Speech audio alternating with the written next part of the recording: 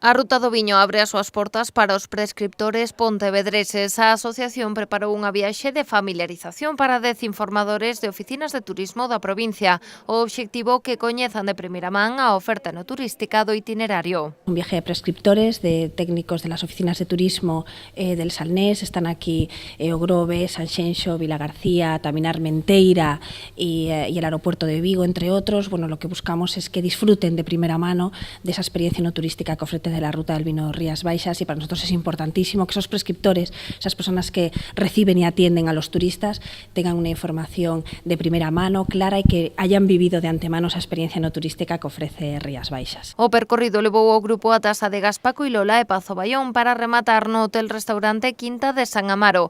Os prescriptores meteronse na pel dos visitantes, deixándose conquistar polas diferentes propostas. Eu sempre digo que todo o sector turístico debe coñecer, desde os propios habitantes de unha poboación, é moi importante para poder vender algo que o propio galego sea moi consciente do que ten, para poder despois mostralo, porque iso é algo que eu penso que nos falta un poquinho en Galicia, pero que xa se está cada vez a por máis en valor todo a nosa tradición, que é algo que se valora moitísimo polo turista. Precisamente este é o obxectivo que perseguen dende a ruta con estas iniciativas. A miúdo reciben prescriptores chegados de diferentes puntos de España e incluso do estranxeiro. Desta volta quixeron mirar para a propia terra. Nos parece fundamental primero hacer aquí el trabajo para luego salir. Por nuestra parte creo que todavía hay mucho trabajo de campo que hacer con estos prescriptores. Incluso también estamos valorando la posibilidad de contactar con hoteles de la zona para que también vengan a visitarlo y que disfruten. Nunca, yo creo que es mucho mejor disfrutarlo de primera mano para luego poder contarlo con esa pasión y esa experiencia vivida.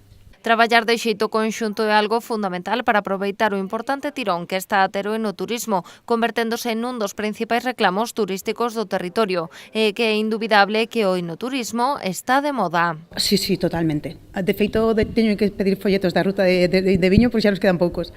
Témonos aí escondidos porque senón voan. Sí, pídese moito. Os turistas cada vez coñecen máis, a este tipo de experiencias que ademais están cada vez máis tamén en auxe de moda.